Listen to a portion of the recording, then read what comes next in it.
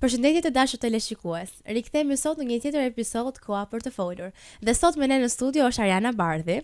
Përshëndetje. Përshëndetje. Shumë kënaqësi që të kam ty këtu sot. Një vit të mbar fillimisht për ty dhe për të gjithë dëgjuesit dhe me gjëra shumë të bukura. Shumë faleminderit.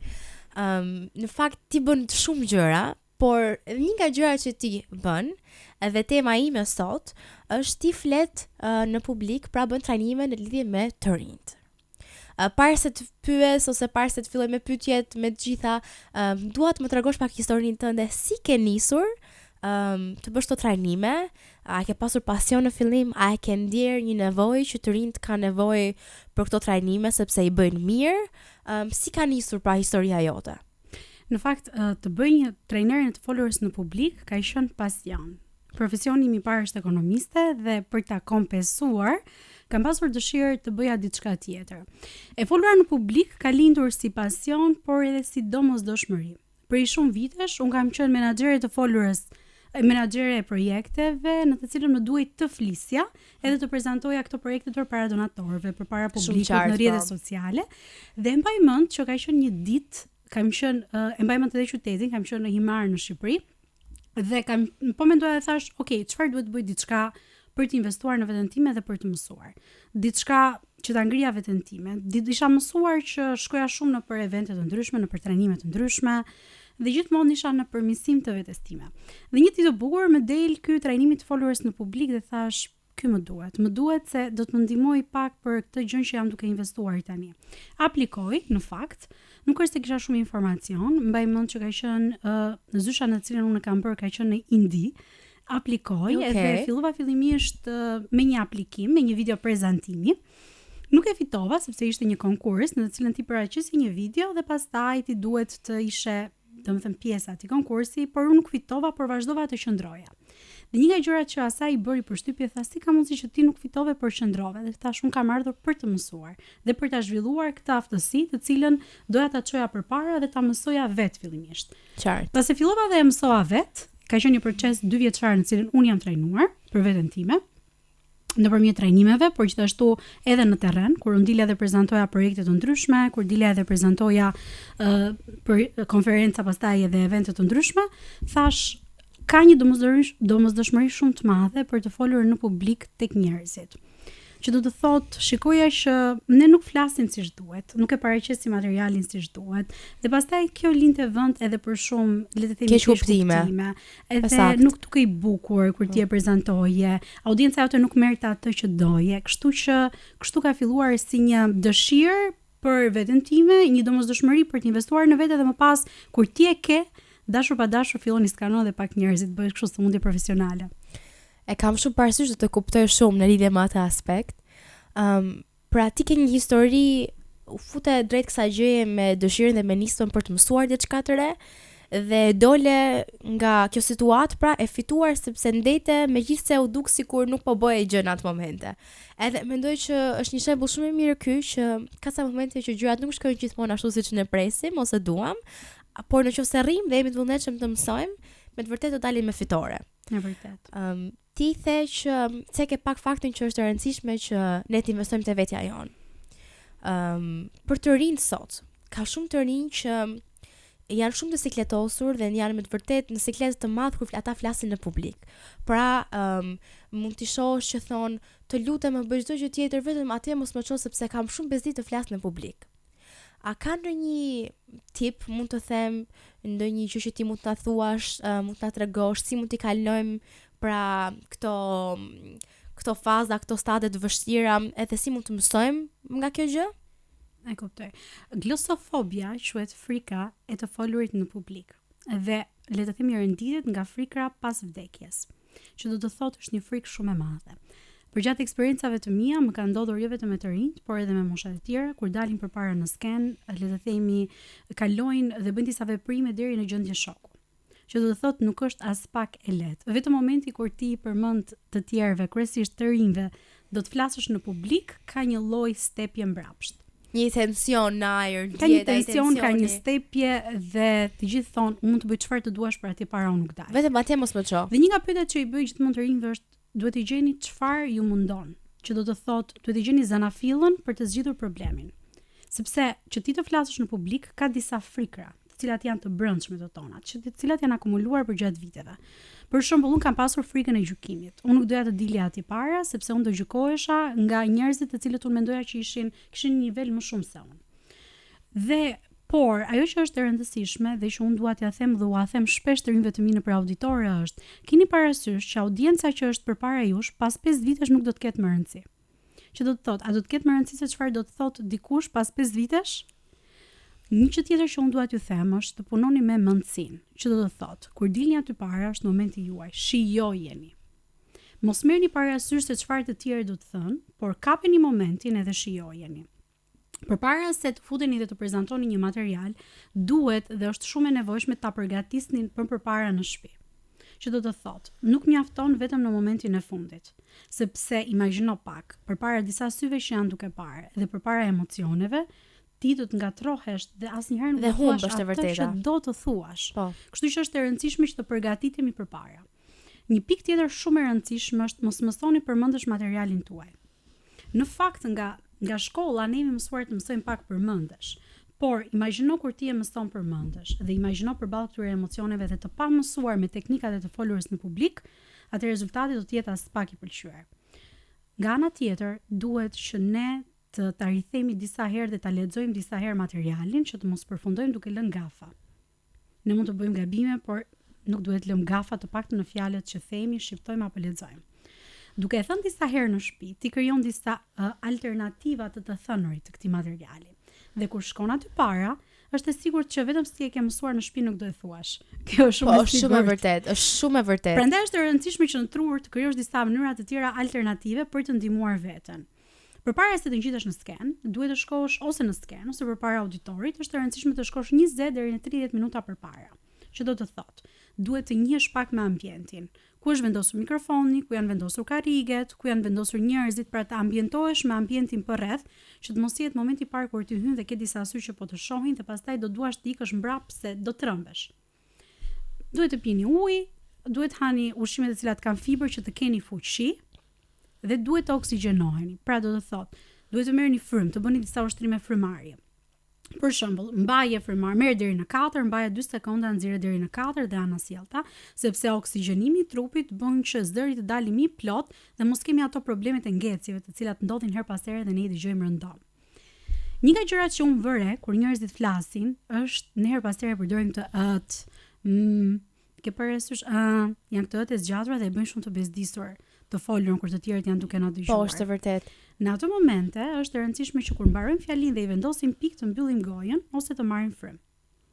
Pra, duhet të respektojmë dhe shenjat e pikësimit në një fjali. Kur ne flasim, të vendosim dhe presjen, të marrim frymë, të vendosim dhe pikën, që mos kemi këto fjalit e gjata kur jemi në fillim të folurës në publik, sepse do emocionohemi dhe nuk do të arrijmë të nxjerrim dot atë që ne duam dhe është e vështirë. Pra, duhet të përdorim fjalista më të shkurtra. Këto janë disa nga këshillat që unë jap her pas here të rinj në mënyrën e përgatitjes dhe daljes në sken. Dhe janë këshilla shumë të vyra në fakt, sepse të gjithë kemi nevojë për këto. Nuk ka rëndësi çfarë moshe je, sa i madh je, sa i vogël je, por janë këshilla që të duhen, sepse do vinë një ditë që në çfarë do lloj pozicioni të jesh, do duhet i fusësh në punë. Në vërtet. Në fakt, ka diçka përse i përket frikës së të folurës në publik. Kur ne shohim disa personazhe publik të cilët dalin dhe flasin dhe nuk kanë turp dhe nuk kanë ndroje dhe ne themi, "Wow, sa mirë, unë nuk do të jem kurrë ashtu." Ajo çfarë fshihet pas gjithë kësaj fabulës së bukur është që mbi 70% e njerëzve kur dalin dhe flasin në publik kanë emocione, emocionohen, friksohen dhe shumë prej tyre edhe lën fjalimin në mes edhe largohen. Dhe diku te 20% e njerëzve janë ata të cilët qëndrojnë shumë konfident dhe përcjellin një mesazh shumë të bukur dhe duken bukur. Po ta mbledhësh në total, e gjithë totali i njerëzve që kanë frikë dhe nuk kanë frikë bëjnë 100%. Që do të thotë, njerëzit që dalin dhe flasin në publik, për shembull ti e shikon edhe vet, ti nuk është se nuk ke frikë, por në fakt janë pikërisht teknikat e të folurës në publik që ti i ke mësuar që të perfeksionojnë ty që të flasësh bukur dhe të flasësh mirë dhe të dukesh konfident për ata të cilët janë duke të parë. Qartë dhe e vërtet, mënyra se si ti e shpreh dhe tregove është e vërtet. Pra, unë paktën nga ajo gjëja që kam mësuar dhe që kam bërë, kam pasur raste që më duhet më është dashur të flas, edhe ndonjëherë me turma të mëdha njerëzish dhe më është dashur të prezantoj diçka ose më është dashur të çoj një punë përpara, Edhe gjithmonë i kam thënë vetes që e para punës të kesh frikë është njerëzit kanë frikë, pra është një gjë normale. Dhe mendoj që ndonjëherë thjesht është ajo që theti që pas 5 vitesh kjo audiencë nuk ka më rëndësi. Jam dakord dhe ne dy ta fusim në punë për këtë gjë, por në të njëjtën kohë mendoj që dy të japësh pak më shumë chill vetes. Po përdor shpreh anglisht, ndjes për mungesën time të fjalorit, por dy të japim pak më chill situatës. Pra nuk dy të jemi kaq të sforcuar në sensin që dy të flasim në këtë farë mënyre, dy të sillen në këtë farë mënyre, sepse në fund të gjithë e kanë mendjen te ajo që ti po prezanton, ajo që do të thuash dhe nuk është se e kanë mendje shumë te ty, sa e kanë mendje te materiali që ti po përcjell. Edhe është e rëndësishme që ta marrim veten pak, ti marrim gjërat më lehtë dhe të mos të vuajmë shumë. E thash një gjë gabim, nuk ka asnjë farë problemi. Herë tjetër do e rregullojmë. Dhe çfarë është interesante është duhet të liroj mendjen tonë në radhë të parë, sepse shumë ne vërtet mendojmë shumë përpara se të nisim, qoftë edhe të flasim në publik, qoftë edhe për një projekt të caktuar. Duhet të lirosh mendjen tënde dhe të kapësh momentin. Dhe unë po ta kthej me një shprehje në anglisht, është një shprehje shumë e bukur që është crack a joke on yourself kur ti bën një gabim. Po. A mund të tregoj një histori shumë interesante? Patjetër, më thuaj. Dhe është shumë frymëzuese, por më ka mësuar mua që të bërit edhe gabime të vogla dhe interesante mund të kthehet në fani edhe nuk është ndonjë gjë e madhe. Kam qenë e ftuar në një nga konferencat më të mëdha të mbajtura në Shqipëri, ku ishin të ftuar të gjithë ambasadorët e vendeve të huaja në Shqipëri edhe i gjithë qeveria jonë. Dhe më duhet të kisha fituar një çmim nga ambasada zviceriane për projektin më të mirë dhe më duhet ta prezantoja dhe të paraqisja historinë time të suksesit. U quajt një histori suksesi. Në atë kohë mbaj mend që moderonte Blendi Salaj dhe më fton që të shkoj pranë në sken për të paraqitur historinë time të suksesit. Nga emocionet e shumta dhe nga shumë sy që ishin duke më parë, nga kamerat edhe nga fotografët, bëj një gabim dhe them, i ftuar në takimin ton ka qenë ministri Zoti Blendi, në fakt nuk them Blendi Klosi, por them Blendi Salaj. Okay. Dhe gjitha audienca shpërthen të qeshura. Po. Tani momenti im, unë sekretosa dhe doja të largohesha. Blendi Salaj në atë moment e kapi situatën dhe po mundonte të fusej disa batuta interesante, por në atë moment e fillova ta humbisja e vazhdova se s'kisha ku shkoja. Kur kam mbaruar të gjithë këtë prezantim, i shmangesha organizatorit. I shmangesha sepse po thoja të gjithë njerëzit kanë menduar, po kjo goca nuk dinte as emrin e ministrit, nuk është e hijshme. Po. Por ai më tha diçka që më bëri të ndryshoj komplet mendje për këtë gjë. Ai më tha, Ariana, e di çfarë më thanë të ftuarit? Po, i thash. Më thanë që ka qenë e shkruar në skenar. Dhe i thash, ata nuk e dinin, i thash apo jo. Jo, tha, ata menduan se ishte e shkruar në skenar, sepse pas 2 orë duke dëgjuar shifra në anglisht, njerëz që flisnin dhe referonin, audiencës si duhet të qesh që të rikthehet në vëmendjen e saj fillestare. Shumë qartë. Duhet një pushim edhe një qeshur. Dhe aty kuptova që e di çfarë ajo gjëja ndodhi për aty, u harrua, u mori si një gjë fani, nuk ka asnjë gjë, ne do mësojmë dhe na bëjmë mirë këto gjërat e vogla në skenë, si na përmirësojmë pak ku të jemi më mirë dhe ku duhet të fokusohemi që të mësojmë. Me çfarë duhet të punojmë? Në vërtet. Unë për shembull kam pasur disa raste, kam një gjë që unë dua të bëj gjërat shumë në rregull, pra dua të kem një frymë perfeksioni.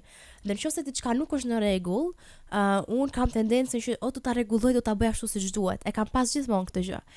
Por kur vjen puna për në këtë aspekt që ne po flasim, i kam thënë vetes të njëjtë shprehje që the ti dhe ndonjëherë marr gjërat me shumë sportivitet. Nëse the një gjë gabim, nuk ka problem, do e rregullojmë. Edhe kam pasur raste të ndryshme për shembull që mund të kem thënë diçka gabim pa dashje, mandej mbaj mend një herë që bëra një gaf, sepse thjesht e kisha mendjen aty dhe harrova fjalën dhe përdora një fjalë të gabuar, por ishte me të vërtet gaf dhe i thash vetes, "Okay, çesha me veten, thash, "Okay, këtë e kape tani, mëso nga kjo situatë, që në një rast tjetër, në një moment tjetër, të dish si të sillesh." Dhe ndonjëherë ne këtu sigurisht që një fjalë që ne themi gabim, ne na presin ose ne kemi njerëz që editojnë, bëjnë montazhin, bëjnë gjërat dhe ndoshta ata që po na dëgjojnë thonë, "Ok, po juve jeni mësuar tani që të flisni, keni fol disa herë, por nuk është më problem." Dua që ata të kuptojnë që gjithashtu ndodhen gafa dhe ka njerëz që kujdesen për këtë gjë, ka njerëz që e presin, ka njerëz që thonë, mund të them pa turp që dhe unë kam lënë gallata, madje po të hapësh kam përshtypjen kompjuterin ishte një folder që thoshte gallata dhe kam përshtypjen që janë gjitha videot e mia me gallata dhe gafat që mund të kem lënë. por i marr gjërat pak me sportivitet dhe i them vetes se dëgjoj, kur ti mëson, sa më shumë gjëra të bësh ti mëson. Prandaj Dhe dikush është më e bukur që ti rikthesh gjithmonë atyre gallatave, sa më shumë rritesh, sepse të pëlqen pikërisht ajo mënyra kaq spontane. Tani e folura në publik, nuk do të thotë që ti duhet të jesh domosdoshmërisht perfekt. Sepse ti nuk mund të jesh perfekt nga dita 0 në krahasuar me ditën 100. Shumë e vërtet. E folura në publik ka të bëjë pikërisht me teknikat e të folurës në publik që mësohen, që ti le të themi vit pas viti ose edhe muaj pas muaj, varet se sa investon, ti jesh i mirë në të folur. Që do të thotë? Ka të bëjë pikërisht me mënyrën se ti e përcjell mesazhin tek të tjerët. Pra nuk është vetëm mesazhi, por është mënyra se si e përcjell tek të tjerët, që ka rëndësi. Pse është e rëndësishme e folura në publik dhe pse na ndihmon ne edhe kur ne mund të bëjmë këto gallatat, gabimet ose edhe gafat. Është e rëndësishme sepse në momentin e parë që ne kemi përballë audiencën, audienca mund të jetë kushdo. Audienca jote në këtë rast janë dëgjuesit, audienca nëpër universitete janë moshatarët e tyre, audienca e dikujt tjetër, nuk e di, një prezantuesi të rinj janë të rinj, pra audienca është e ndryshme, mund të jenë familjarët tanë. Shumë qartë, po. Dhe është shumë e rëndësishme që ne të dimë ta përcjellim këtë mesazh. E folura në publik na bën ne shumë interesant edhe në pamjen e jashtme edhe në karakter. Sepse kur ne flasim në publik duhet të jemi shumë confident. Gjë të cilën unë e vërej që është një mungesë shumë e madhe tek të rinjt tanë. Mund të kenë shumë brenda, mund të dinë shumë, por nuk e përcjellin mesazhin ashtu siç ata do duan. Dhe marrësi ta marrë eksaktësisht të njëjtin mesazh që ata kanë dashur të thonë. Është e rëndësishme dhe fillojnë që me gjuhën e trupit. Që do të thotë, ne duhet të kemi një posturë shumë të mirë. Her pas here nga këtë përdorim këtyre telefonave, nuk e di pse kemi përfunduar të gjithë. Nga shkongurizi pak i krusur. Por ajo mënyra e të qëndruarit tregon një gjuhë trupit të mbyllur dhe si skanohet tek të tjerët tregon që ti nuk je i sigurt, ti ke frikë dhe nuk ke besim në atë çfarë je duke thënë. Prandaj unë i them gjithmonë të rinjve të mi që tani në shkuar që ne të lëvizim dhe të bëjmë disa ushtrime, që të përdorim një gjuhë trupi të hapur. Pra të mos rrim me duar të kurçëzuara, me duar të mbledhura, me shpinë të mbledhur, por të kemi një gjuhë trupi të hapur, pra shpatullat të cilat janë të ngritura në mënyrë të tillë të sigurta, këmbët të vendosura në tokë, të thelluara në tokë, që mos bëjmë të lëvizjet majtas djathtas, duar që të lëvizin, zëri i cili duhet të përshtatet me të folurën tënde, me fjalët që the, duke i dhënë ngjyrime, dhe është shumë e rëndësishme që nga postura. Gjuha e trupit zë peshën më të madhe të folurës në publik. Nga ty ti skanohesh, bëhesh edhe më interesant. Kur ti ke një gjuhë trupi shumë të mirë, ti dukesh më i besueshëm, dukesh më karizmatik, ke dëshirë të bisedosh me ty, dukesh më i sigurt, sepse ne kemi nevojë dhe kemi dëshirë të shohim njerëz të sigurt. Kështu që kjo është shumë e rëndësishme që ne fillimisht të fillojmë të punojmë me këto gjëra. Pra, dhe më pas, sa më shumë ti punon, ti ke parë edhe vet, sa më shumë punon edhe unë. Po, patjetër. Ashtu më shumë të bësh më mirë. Procesi nuk është i lehtë. Asnjëherë, por në të vërtetë procesi është i bukur sepse ti ke mësuar dhe ke lëvizur nga pozicioni ku ishte. Unë mund të them me plot konfidencë që unë nuk kam qenë këtu ku jam sot pra flas, unë këtë mund të them rrjedhshmëri ose këtë mënyrë komunikimi nuk e kam pasur gjithmonë, e kam zhvilluar gjatë rrugës. Nuk është kjo hera ime siç ka qenë hera ime parë. Është patjetër që është më mirë sepse kam investuar më shumë siç the ti tek vetja, që është e rëndësishme të investojmë. Edhe prandaj mendoj që është e rëndësishme për të rinjt që ta dëgjojnë. Një fenomen që ndodh me mua është një të rinj që kanë shumë bagazh për të folur. Në vërtet. Edhe të rinj që kanë dhe dëshirë për të folur, ama thon, sidomos unë që merr me këto intervista, ama thon, jo të lutem unë para kamerave nuk i përballoj dot. E kam të pamundur. Mos më ço përpara kamerave sepse unë nuk dal mirë. Edhe ka shumë njerëz që presin aty mbrapa skene, që shumë mirë mund të jenë aty ku je ti sot, por nuk janë sepse kanë frikë të flasur të folurit në publik dhe kanë frikë të dalin përpara kamerave. Si mund ta zgjidhim këtë çështje? Duhet të ndryshojmë mendsinë. Është e rëndësishme që të ndryshojmë mendsinë dhe është shumë e rëndësishme se si flasim vetes tonë. Shumë e vërtet. Nëse ti shkon përpara një interviste, përpara një, nuk e di, mbrojtje teme, mbrojtje këto gjëra që kanë studentët, kur ti shkon dhe prezanton një projekt, kur unë shkoja dhe prezantoja një projekt, nëse unë i theva vetes time që unë do dal shumë keq, unë ashtu do dilja. Është shumë e sigurt. Pra është shumë e rëndësishme se si ti i flet vetes tënde. Është shumë e rëndësishme ne fokusohemi shumë te pamja, sidomos në gocat. Tani pamja, patjetër ti jesh estetikisht bukur është tjetër gjë. Dhe le të themi të ngarkohesh veten tënde për të dukur perfekt është gjë tjetër. Po. Ashtu siç unë thash edhe më përpara, është shumë e rëndësishme si e përcjelli mesazhin. Pamja, pas disa sekondave, nëse ti arrin të flasësh bukur dhe me vetbesim, nuk është se ka shumë rëndësi. Pra është gjithë mënyra se si ne themi atë çfarë duam të themi. Përgjatë jetës time më ka ndodhur që të njoh njerëz që ndoshta në syrin tim nuk janë shumë atraktiv. Por nga mënyra se si kanë folur, i ka bërë ata shumë të bukur. Kështu që unë dua të inkurajoj të gjithë të rinjt të cilët ndoshta kanë shumë brenda vetes tyre, ashtu kam qenë dhe unë prej tyre, kisha shumë prej vetes tyre, por i duhet një hap i vogël për të ndryshuar mendsinë që kanë për veten e tyre. Ne dua të them që fillojeni ashtu siç unë fillova, për që nëse do ta ndryshosh një gjë duhet punosh për atë gjë. Shumë vërtet. Filloni duke u trajnuar. Investoni në veten tuaj, deri në 30 është e rëndësishme të investoni në veten tuaj. Jo se më vonë nuk është e rëndësishme, po hapat e para janë të rëndësishme se të formojnë ty se si duhet të ecësh dhe si duhet të jesh, edhe çfarë të pëlqen dhe çfarë nuk të pëlqen, ti shijon eksperienca të ndryshme. Dhe pastaj Zoti do të drejtoj hapat e tua dhe do të bëjë të takosh njerëzit e duhur, sepse unë jam e sigurt që ne dhe për të rinjt tanë, nëse i vjen një gjë do e çojnë deri në fund. Përgjatë eksperiencave të ndryshme dhe qyteteve të ndryshme të Shqipërisë, kam njohur të rinj të cilët më kanë surprizuar, që kanë qenë me një lloj bagazhi më të mirë dhe më të madh se unë. E them këtë gjë shumë sinqerisht. Por pikërisht ai hapi guximit që unë nuk dal se nuk di, jo ti di. Ty thjesht nuk të është dhënë një mundësi. Dhe her pas here i sfidoj dhe i them, eja këtu, bëje këtë, bëje atë, sepse duke sfiduar veten tënde, duke bërë një gjë që del jashtë zonës tënde të komfortit, ti e kupton që gjitha ka qenë një gënjeshtër në mendje, kanë qenë ca mendime të cilat kanë qëndruar dhe mite që kanë qëndruar aty prej vitesh, por që nuk janë të vërteta. Një nga gjërat që unë dua t'ju inkurajoj t'ju them që janë ca mite në fakt, që kanë mbetur mite, por që nuk duhet të jenë. Për shembull, ti jesh një folës shumë i mirë në publik, duhet të jesh patjetër i bukur. Nuk është as pak e vërtet. Nuk është as pak e vërtet. Ne kemi parë folësta të cilat nuk kanë shumë atraktiv, ma duhet të jesh patjetër i veshur mirë, estetikisht, i sistemuar në themin e, po. Për shembull, ti jesh një folës në publik, duhet të jesh një lider i lindur. Nuk është domosdoshme. Liderat bëhen, formsojnë gjatë rrugës. Nuk duhet të jesh introvert, për shembull. Që do të thotë janë personalitetet introvert dhe ekstrovert të personalitetit. Unë një introvert të cilët janë lidera dhe folësa fantastik në publik. Pra, ka disa mendësi të tonat të cilat duhet ikin nga mendja juaj. Kjo goca që ti ke përpara, ka qenë nga goca të cilat ka pasur shumë frikë. Frikë në çdo aspekt, po edhe frikë të dilja aty para, sepse mendoja që po do më gjykojnë se unë kam kaq e mirë sa që janë këta njerëzit që unë njoh.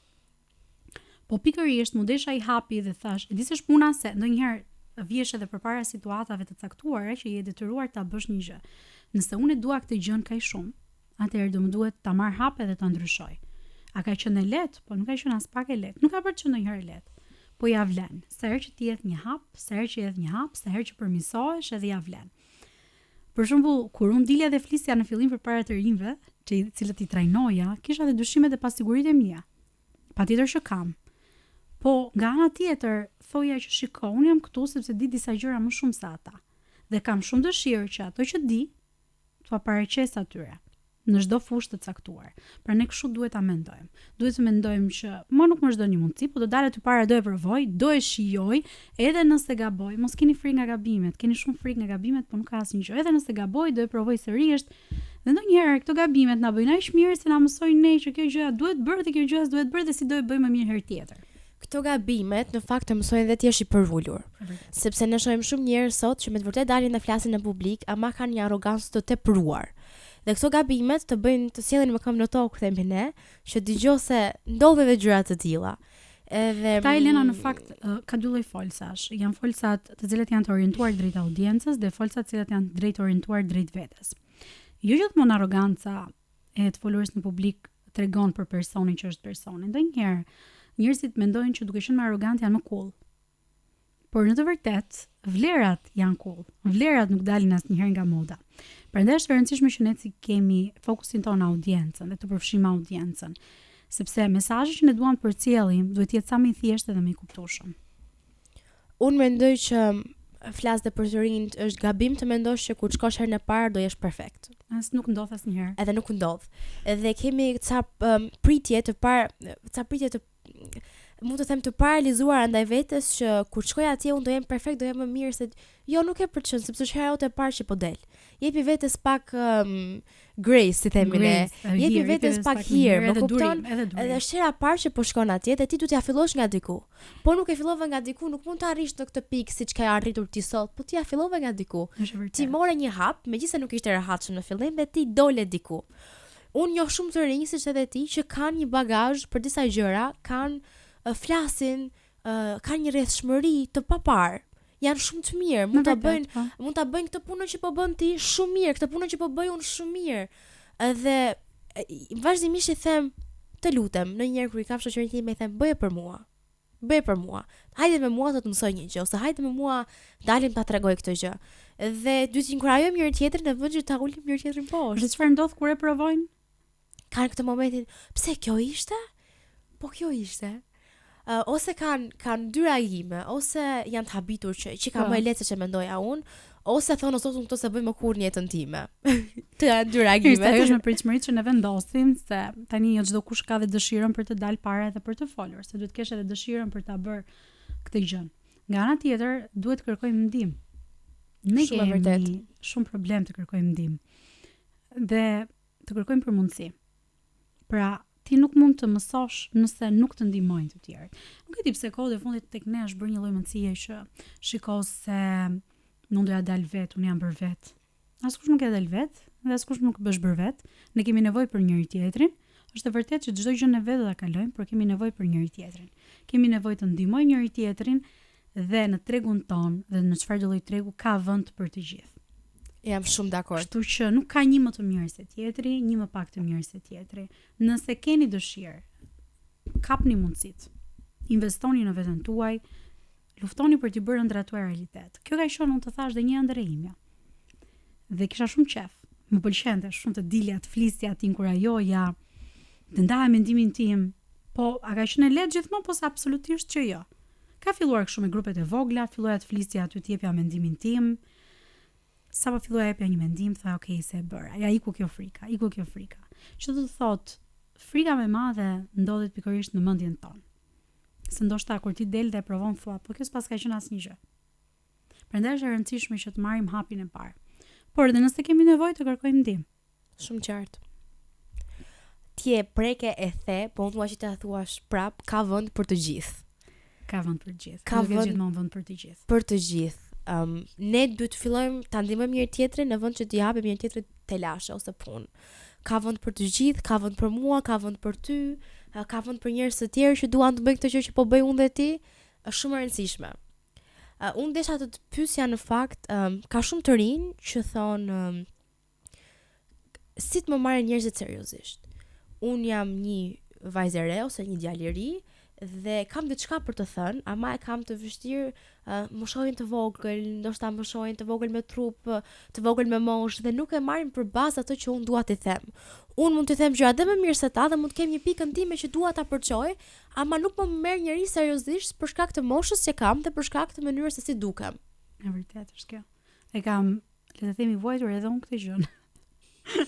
Duke filluar që nga kjo fillon në fakt le të themi nga familja jon, edhe pastaj përfundon edhe në shoqëri.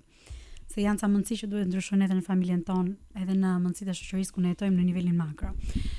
Unë dua t'ju them këtë gjë. Çoni dhe zini vendin tuaj, vendin që ju takon. Një mikesha ime më jep një këshill shumë e vlerë dhe shumë të vyer, edhe më thotë gjithmonë që mos e lër asnjëherë vendin tënd bosh. Pra duhet të çosh dhe zësh vendin tënd. Si mund të merresh parasysh duke i qenë i sigurt, duke u bërë një lider i mirë, edhe duke zënë vendin që të takon. Duhet të kuptojmë që mendimet e çdo kujt vlen, qoftë edhe një fëmijë të vogël deri tek ata të cilët janë më të rritur.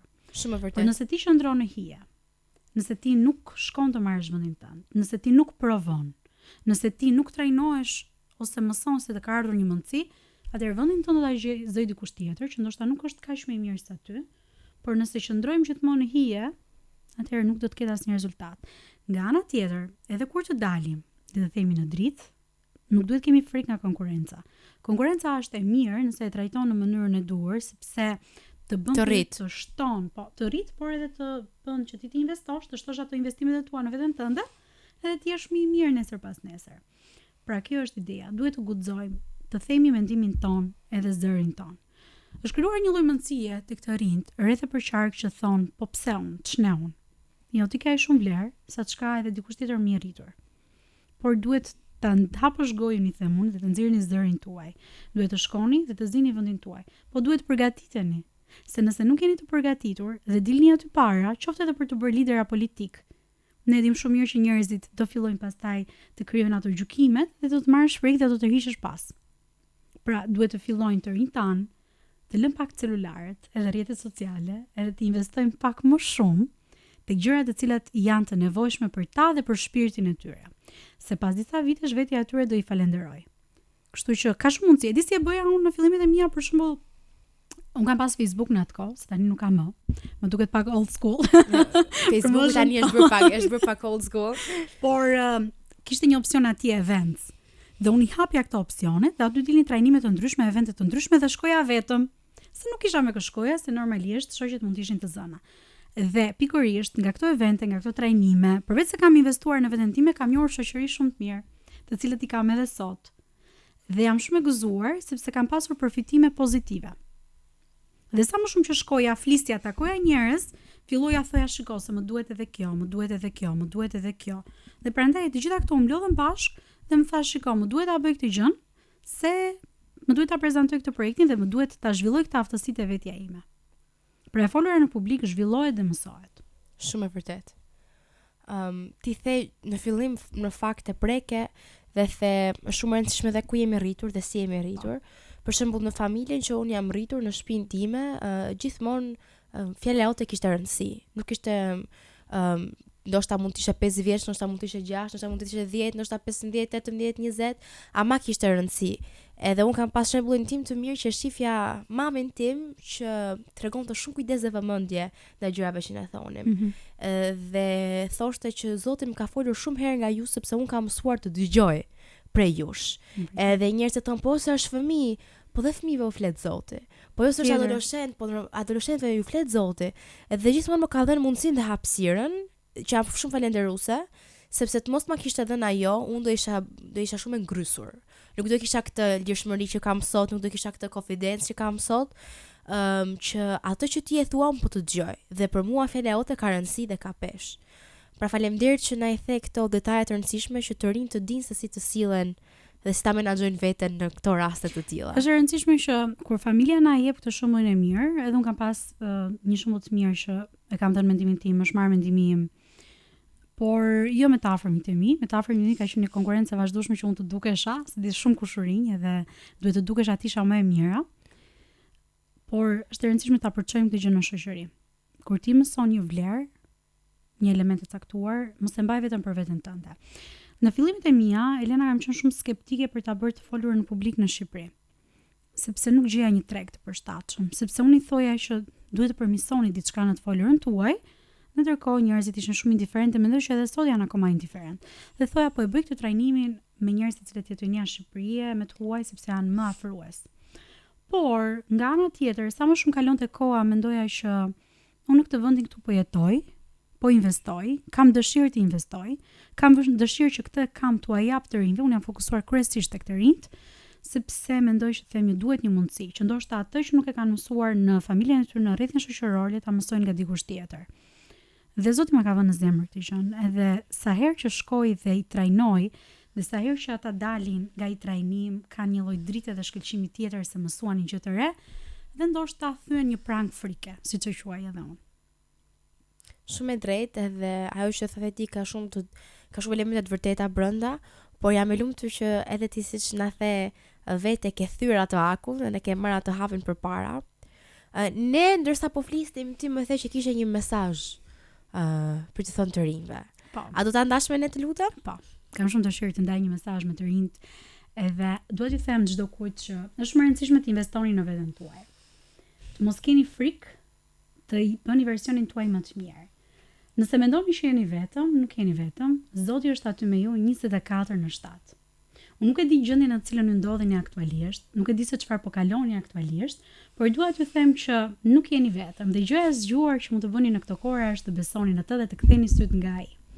Nuk është larg, është shumë afër, mjafton ta pyesni kush je, ku je, nëse nuk e njeh atë, dhe më besoni që në momentin që do filloni ta njihni, do kuptoni që gjitha ato frikrat e mëdha që keni përjetuar, të gjitha ato pamundësitë që ju kanë dukur, të gjitha ato mungesat, ai do të mund t'ua le të themi shpërblej dhe ju do shikoni që do bëni një version më i mirë i vetes tuaj. Dhe ai do të drejtoj hapat tuaja dhe të plotësoj dëshirat e zemrës tuaj kur ato janë dhe ju bëjnë mirë juve.